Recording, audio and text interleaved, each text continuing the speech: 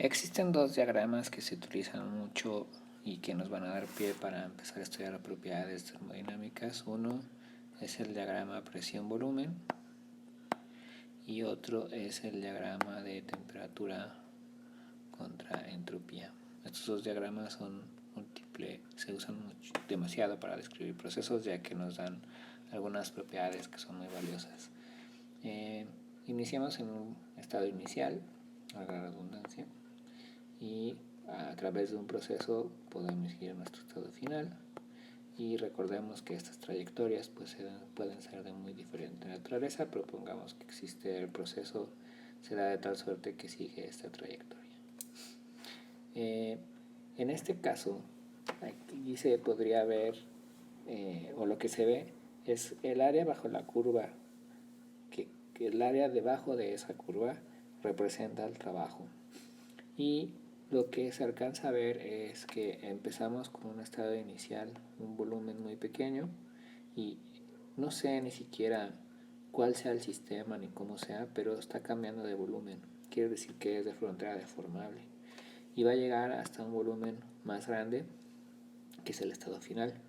Generalmente en estos casos lo que sucede es que hay un trabajo que el sistema está entregando y entrega potencia. Cuando hay procesos en donde el estado inicial y el estado final es el mismo, entonces ahora supongamos que por alguna razón se le está proveyendo de algo a este sistema y este sistema, digamos que ahora regresa con esta otra trayectoria. Entonces, a este tipo de problemas, ahora lo que vemos es que arrancó de un estado final con un volumen grande y regresó a un volumen pequeño. Entonces está dando una compresión y en ese sentido lo que ahora está pasando es que se le está suministrando trabajo, vamos a poner que es trabajo de entrada al sistema. Y en este tipo de diagramas generalmente lo que está adentro de estas gráficas se considera que va a ser el sistema.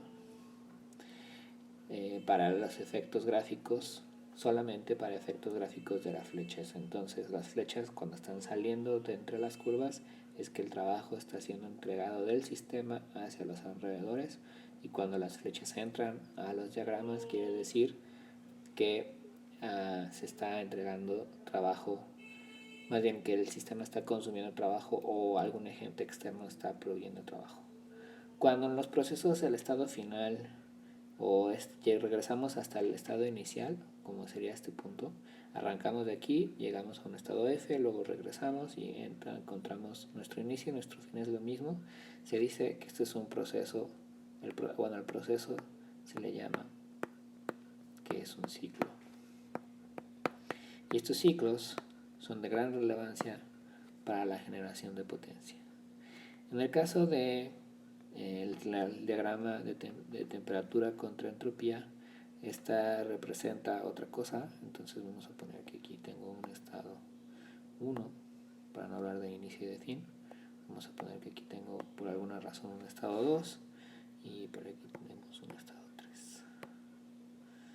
Entonces estos estados están unidos por trayectorias o por el proceso, y esta sería la trayectoria de 1 a 2. Después vamos a postular que la trayectoria de 2 a 3 es de esta naturaleza por algún proceso, y la trayectoria del 3 a 1. Si esto es lo que pasara, este vuelve a ser un ciclo donde su estado inicial es el mismo que su estado final, sería el punto número 1, pero ahora lo que estaría sucediendo es que en el caso de 1 a 2 la entropía está aumentando, y cuando hay cambios de entropía y está cambiando de una entropía menor a una entropía mayor, quiere decir que hay suministro de calor. Alguien le está suministrando calor al sistema. Del punto 1 al del punto 2 al punto 3 vuelve a incrementarse la entropía. Vamos a ponerle así, calor 1 y calor 2. Vuelve a incrementarse la entropía y quiere decir que aquí aparte otra vez están suministrándose calor, Y del 3 al 1 lo que está sucediendo es que se disminuye la entropía, y entonces esto quiere decir que hay calor que está saliendo del sistema y se está entregando hacia los alrededores y traspasa la frontera. Pasan otras cosas, no nada más pasa esto de que está agregando calor, pero en principio vamos a ver que aparte de lo que el diagrama nos puede indicar sobre las trayectorias, nos da las interacciones que tienen con los alrededores, y esto está definido a través de las propiedades. Pensemos en que las propiedades que estamos hablando aquí, esta es la temperatura 1 y aquí estamos hablando de la entropía 1. Si se fijan, esta línea es horizontal de 1 a 2, entonces quiere decir que la temperatura 1 es igual a la temperatura 2, y entonces estamos hablando de un proceso que es isotérmico. Y si bajamos en este eje encontraríamos aquí la entropía de 2, y si bajamos en este eje encontramos la entropía de 3. Nos encontramos con tres estados: el 1, que está definido a través de la temperatura 1 y de la entropía 1; el estado 2, que está definido a través de la temperatura 2 y de la entropía 2; y el estado 3, que está definido a través de la temperatura 3, que no la marqué, pero vendría siendo esta, sería la temperatura 3, con la entropía 3. Y a esta sucesión de estados, si la que vaya del estado 1 al estado 2 y del estado 2 al estado 3 es un proceso, y en este caso, como inicio desde el estado 1 y termino en ese mismo estado 1, este proceso es un ciclo, que es la característica que tienen los ciclos. Ahora, en este sentido estábamos diciendo que los estados están definidos por dos de las propiedades, y esto en términos generales no es cierto. Y para esto, o para determinar que esto sí sea cierto, existe el postulado de estado,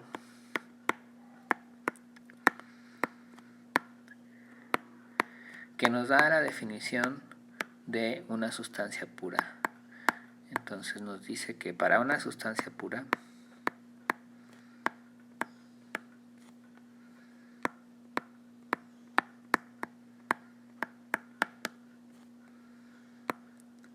basta con conocer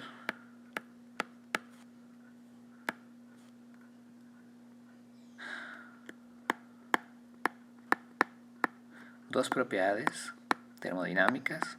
Cuando vayamos a hablar de propiedades a lo largo de todo el curso, nos estamos refiriendo a propiedades termodinámicas, dos propiedades, para definir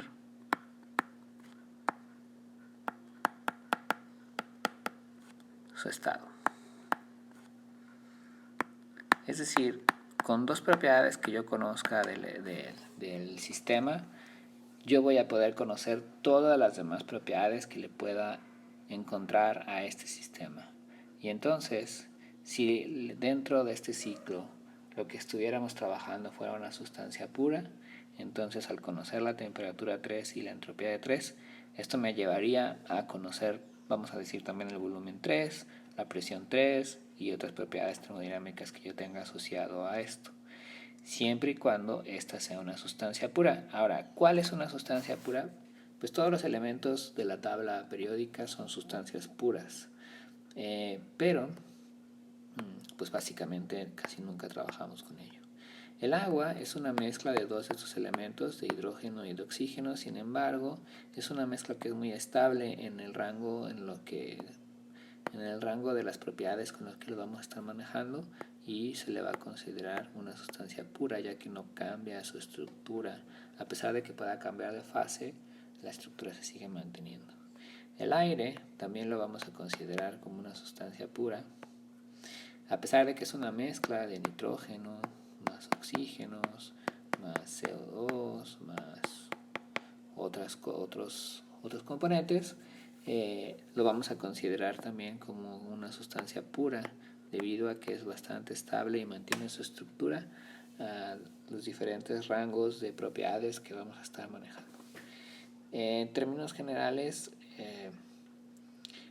la sustancia pura va a estar en función de su estabilidad que tenga y de que no se separe químicamente ni físicamente en el rango de operación en el que vamos a estar trabajando.